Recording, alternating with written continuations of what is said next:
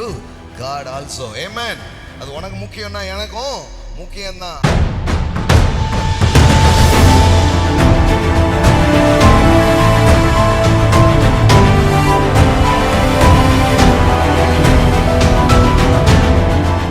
கழுதை கிடைச்சிச்சா கிடைக்கலையா அதை சொல்லுங்க அப்படின்றீங்களா? எனக்கு வேலை கிடைக்குமா கிடைக்காதா? நல்ல பொண்ணு கிடைக்குமா கிடைக்காதா? அப்படியே மைண்ட் எல்லாம் இதுலயே என்ன பண்ணுது ஓடுது.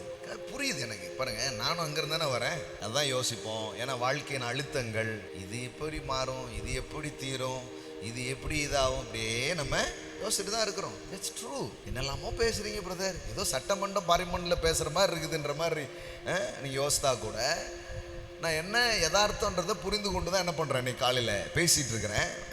உங்கள் பிரச்சனை என்னன்றது தெரியும், உங்கள் தேவைகள் என்னன்றது தெரியும், உங்கள் அழுகை, உங்கள் புலம்பல், உங்கள் ஏக்கங்கள், உங்களுடைய குழப்பங்கள் எல்லாமே இருக்கு.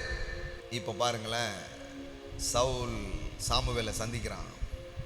3 நாளைக்கு முன்னே காணாமல் போன கழுதையை பற்றி அவைகள் அகப்பட்டது.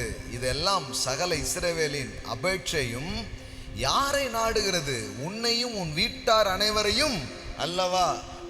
நீ கழுதியை தேடிட்டு இருக்கிற கடவுள் இந்த ராஜ்யத்தையே உன் கையில கொடுக்கணும்னு நினைத்து கொண்டிருக்கிறார்.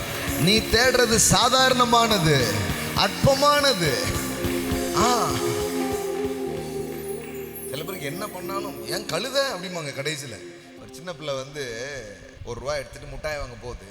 கடையில் பார்த்தா அவங்க மாமா யாரோ நிற்கிறார். இது ஏதோ வாங்கணுன்னு அவசரத்தில் இந்த ₹1 கீழே போட்டு. ஆனால் அங்கே மாமா இருக்கிறார். அவர் வந்து என்ன ஏன் அழுத என்ன அப்படின்றார். ₹1 போட்டோம் காணும் அப்படின்ட்டு. அவர் என்ன வேணும் எல்லாம் வாங்கி எல்லாம் கொடுத்துட்டு அம்புடி வாங்கி வச்சுக்கிட்டு திருப்பியும் இருக்கு. ஏன் ₹1 காணும் அப்படின்னு.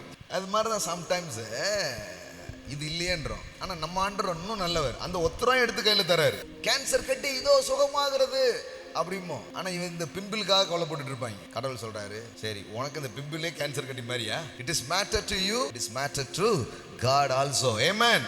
அது உனக்கு முக்கியம்னா எனக்கும் முக்கியம்தான். அப்போ ஆண்டவர் பாருங்க, ராஜா தான் ஐடியப்பா கவலைப்படாத அப்படின்னு சொல்ல. ஏன் கழுத அப்படிங்க? அந்த வந்துட்டு உன் கழுத கூட்டிட்டு போ. கழுத